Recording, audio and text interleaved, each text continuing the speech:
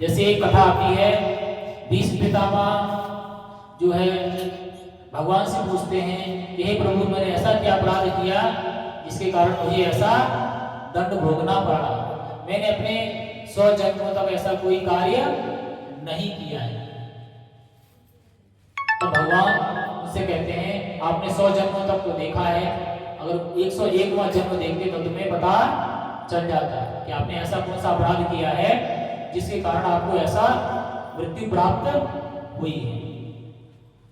अर्थात भीष्म पितामह नहीं जानते थे, लेकिन भगवान जानते थे कि उन्होंने 101वें जन्म में क्या कार्य किया है जिसके कारण उन्हें ऐसी मृत्यु प्राप्त हुई। इससे पता लगता है कि भगवान हमारे हर एक शरीर के परिवर्तन के बारे में ज्ञान रखते हैं, चाहे हम पशु के शरीर में हो, मनुष्य के शरीर में हो। हमने जो भी कर्म किया है उस सारे कर्मों के साक्षी हैं।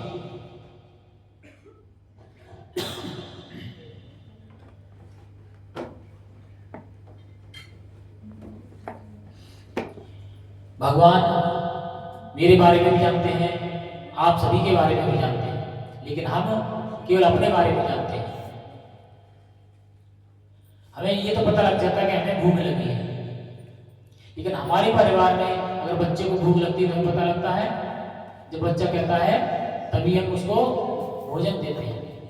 और कभी कभी ऐसा होता है कि हम बच्चे को भोजन खिलाते हैं, बच्चा कहता है मुझे भूख नहीं लगी, मैं अभी नहीं खाऊंगा, ऐसा होता है। अर्थात हम केवल गैस करते हैं, अनुमान लगाते हैं कि बच्चे को भूख लग गई होगी, लेकिन हमें भूख लगती है तो हमें एग्जैक्ट पता रहता है कि हमारे शरीर को भोजन की आवश्यकता है और हम बिना किसी विरोध के भोजन ग्रहण करते हैं। या हमारे परिवार में किसी सदस्य को जब भूख लगती है तो स्वतः भोजन मांगता है और बिना किसी विरोध के भोजन ग्रहण करता है।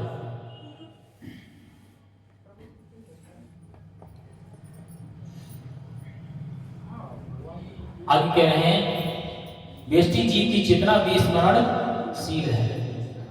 अभी बताया गया था कि आत्मा जो है अपने स्वरूप को जानता है,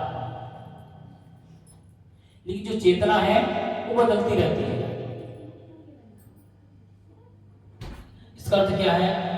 इसका अर्थ ये है कि जब हम मनुष्य के शरीर में रहते हैं तो वही चेतना होती है, किसी जीव के शरीर में होते हैं तो वैसी चेतना रखते हैं, या वृक्ष के शरीर में होते हैं तो हमारी वैसी ही चेतना रहती है। किंतु श्री कृष्ण विस्मरणशील जीव नहीं है, अर्थात भगवान सबके बारे में ज्ञान रखते हैं। यदि वे ऐसे होते तो उनके द्वारा दिए गए भगवत गीता के उपदेश व्यर्थ होते।